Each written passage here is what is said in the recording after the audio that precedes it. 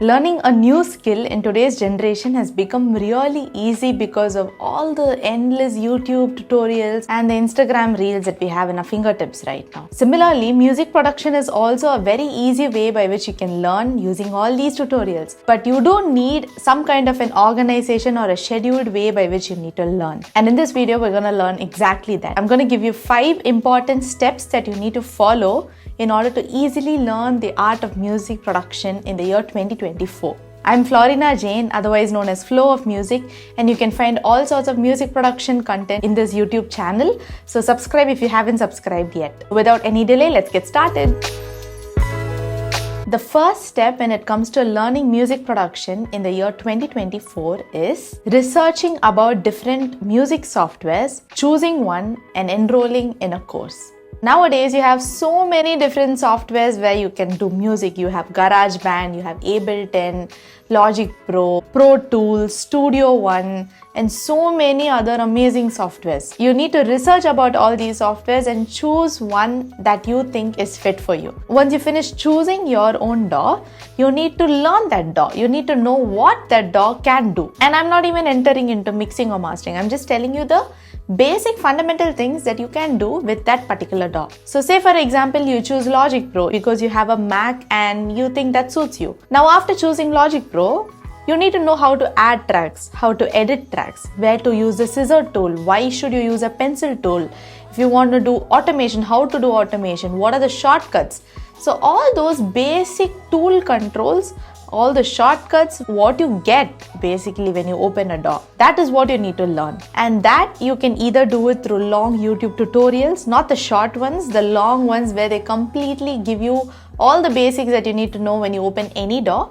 Or you can enroll in short courses offered in Udemy or in any other course platforms and just figure out a course and try to enroll in it and learn it up. So write things, whatever you learn in that course, write them down and parallelly open your DAW, try them out. So if they tell you this is the place where you can get all the different virtual instruments, and if they tell you a shortcut, you try it in your DAW. So try the shortcut, open it, check out all the instruments that are available, and if they tell you to open one instrument and try playing, you do the same thing.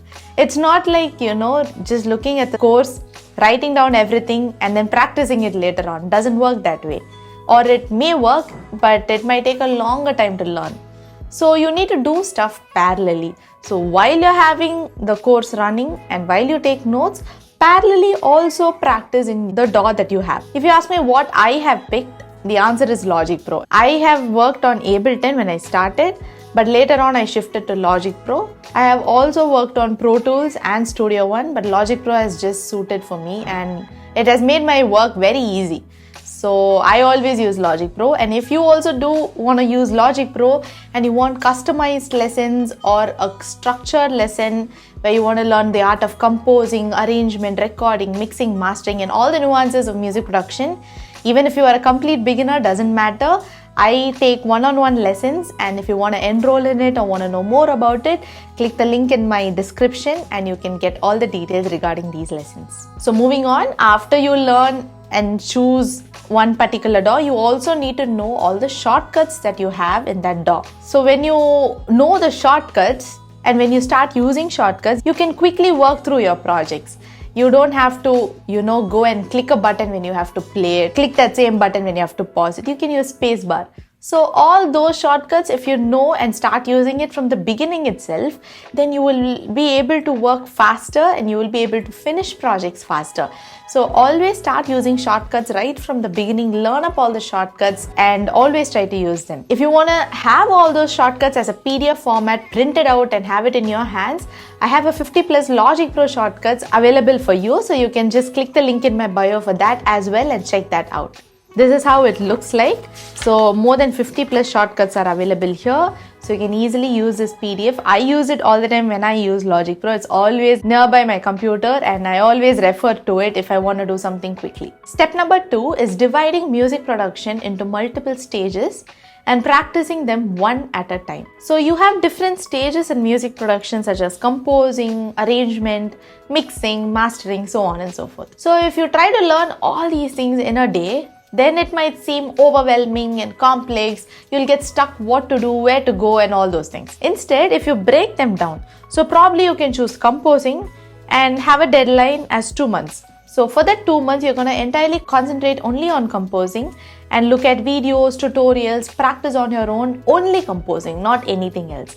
So if you break your segments like this, you are basically organizing the way you learn, and eventually that will be good for your growth. And I always tell all my students, it's always good to organize. So whatever you decide to do, whatever your goal is, say for example, you decide to learn to mix. So if you just leave it to that, then you will keep on learning.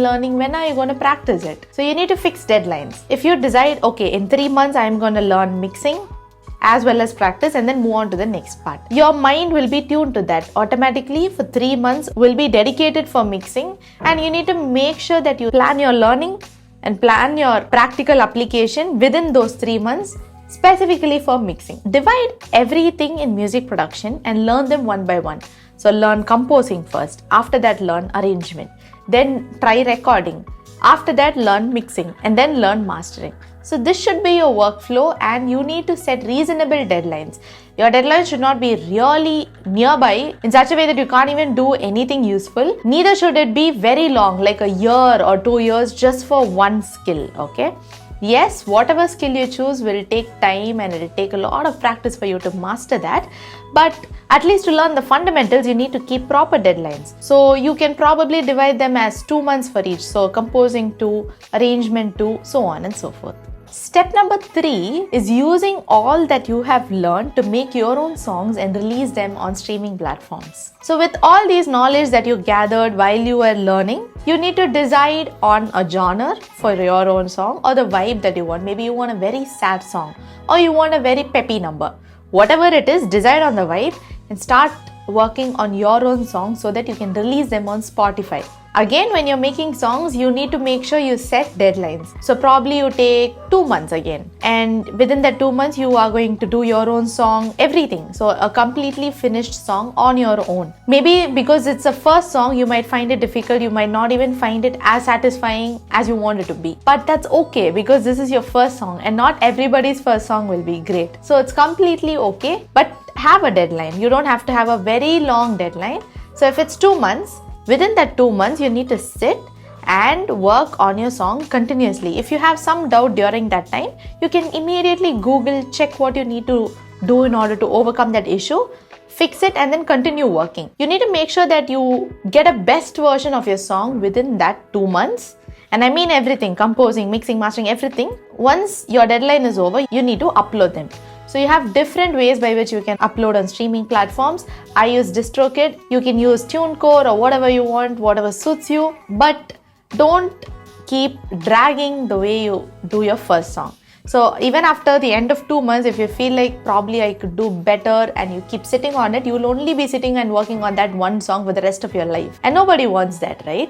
So you learn only by practice. You learn only through feedback. You learn through mistakes. So use this as an opportunity to learn more.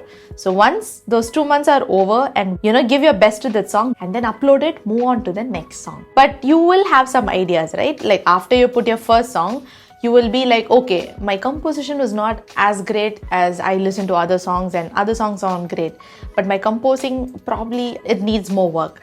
Then the second song that you work on, sit and concentrate on the composing part more. So that's how you move on and that's how you basically improve your skill. Your skill won't improve if you continue to sit and work on just one song day and night. It'll improve over time and over practice. Allow yourself to make mistakes. It's okay. So always have deadlines and do your songs, put them on Spotify, put them on streaming services, promote them and keep moving on to the next song. The fourth and the most important step is collaborating with other artists. So assuming till this step you've got around 5 songs on Spotify. Now is the time where you merge your skill with fellow artists and release collaborations. So you can find singers, you can do the entire music part and you can make somebody else sing, or you can find programmers and you can do the mixing and mastering. Some way or the other, find somebody else who can collaborate and take care of one particular skill that comes when you do a song. Split the royalties through streaming platforms. And if you feel like nobody is asking me to collaborate, so I'm not finding anybody, then you won't eventually find anybody. That's how it will work. So you need to approach people. And you have Instagram, a beautiful place where you can find fellow artists. So go to Instagram. If you want singers for your song, just type singers or rappers on Instagram feed, and you will get so many videos where people do that. So find somebody that will suit this vibe. Listen to their singing, just comment on their post, listen to their songs, and when you approach them through Instagram DMs, just text them saying, hey, I like this song, I listened to this is my favorite portion of your song, I would really love to collaborate with you. I have a track and I would love it if you could, spare some time to listen to the song, and then we can collaborate. You can be the singer, I can do the music part, and we can release something with both of our names. So you build connections and you build relationships like that. You can't simply go and text somebody saying, hey, can we collab? That will not make any sense. It won't bring any meaning to anybody who reads that message. You need to bring value. So you need to first show them why they want to collaborate with you. That's why I tell you, release your songs. So now you have 5 to 6 songs that you have done that you can show it to that collaborator whom you want to collaborate with. So you need to bring something of value to the table. Only then the opposite person will be interested in collaborating with you. Just a mere message that says, can we collaborate? Bro, collaborate. Can we collab? That will never make sense, okay? Bring something of value always. The way you structure your messages and the way you build relationships all play a very, very vital and an important role when it comes to music production. And when you make real connections with other musicians and artists, that's when you grow as well. Number 5, and the last important point, is starting to price your services. So now you know to handle your DAW, you've done certain projects, you've done your own songs, you've collaborated with people, you have a pretty good portfolio that you can start showing to clients to get potential work. Now you need to start pricing your skills. For example, for 10 tracks, you have to mix, then you need to price accordingly. It depends on the number of hours you spend on that song and the amount of skills you are using in order to make that mixing work, all those things. You can't price yourself very low because you are a beginner. If you feel, I can do this work and I think it makes sense when I charge so and so amount for this particular work, then be confident enough to do that charge, okay? Always don't lower your price for anybody because that is never professional. So if somebody asks you, can you do a composition for this particular tune? I want you to do the music for this tune. Then at the start itself, you need to let them know your prices. You need to tell them, these are my charges for composing. If you want me to mix and master as well, then this is my charge. If this comes as 2 songs or 3 songs, then probably my charges will be different.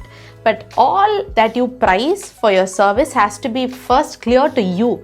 You should not waver between clients. So for example, you say, I'm charging 3,000 rupees for client A, but for the same work, you're charging probably 1,000 rupees only for client B. That is not professional, right? What if they both come to know each other? Then definitely client A will feel very bad that they worked with you because you charge them more. For the same work, you charge somebody else less. And how will that work? So if you're charging something, make it uniform everywhere. Don't lower your price for one person and keep it higher for somebody else. And at the same time, don't keep your starting prices way, way low than you think what you deserve for the time that you've spent. So keep them in a reasonable range. Split all your services, so composing, mixing, or teaching, whatever it is. First, you sit, you think, you brainstorm, and think about how many hours you're spending, what and all are you going to teach, or what and all are you going to work on, what are the skills you're going to use, how long is it going to take. All that things you need to sit, think, put a draft, and then decide on the price for that particular service. Once you are clear, then you will be confident enough to share your prices with whomever contact you, right? Be confident on the prices that you set. When I started, I used to price myself really, really low than what I knew I actually deserved. So I used to price it very low. People used to come to me. But the idea is that when I know I can do more, because I have just undermined my skill and all that, and I have priced it less, automatically people will think they will get a, probably a pretty low quality when they do it with me because I do it cheaply. But that is not the case. I was scared I won't get any work. As a result, I was willing to put all my prices in a very low range so that through that at least I'll get work. But that was a very wrong mindset. So that is the reason why I'm sharing this with you. You price all your services according to what you think you deserve for that time spent or for the service you do. And as time goes by, definitely you will continue to learn more. Your skills will enhance and the way you spend time on a project or the way you work on a project will definitely keep improving as time goes on. So eventually you will also have to increase your prices. Do that periodically, okay? Not very frequently, like within 5 months or 2 months. Not that doesn't make sense, right? So when you feel it is fit, at that time you need to be willing to raise your prices and also communicate to all your clients about that. You can't continue to keep the original prices for certain clients and then give a raised amount to somebody else. Again, problem will happen. So keep a uniform amount everywhere. So probably the first 2 or 3 clients you need to approach, but trust me, after that work will come to you. You don't have to go and search for work.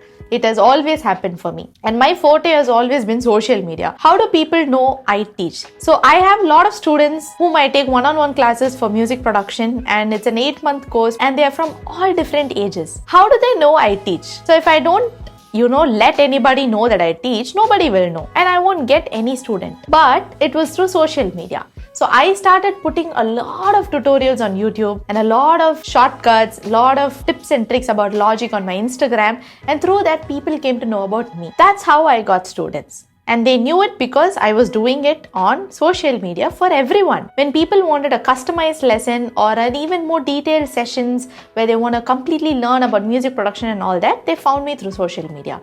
So you need to build your forte like that. Showcase your music, reach out to people, and slowly your clients will automatically reach out to you. So these are the 5 important aspects that I wanted to talk to you about learning music production in the year 2024. I would definitely 100% follow this if I were to start from scratch. So I really urge you to write all these 5 steps down and work on it seriously. If you feel like in the first step where I mentioned enroll in a course, if you feel like you want a customized one-on-one session with me through Zoom where I teach you all the nuances of music production in Logic Pro specifically, then you can definitely reach out to me either through Instagram or send me an email or contact me through my website and we can have a conversation about these classes. Also, if you want to get that 50 plus Logic Pro Shortcuts PDF guide, the link is in my description as well. And as I keep saying, never stop learning, keep making music, and I'll see you guys in another video.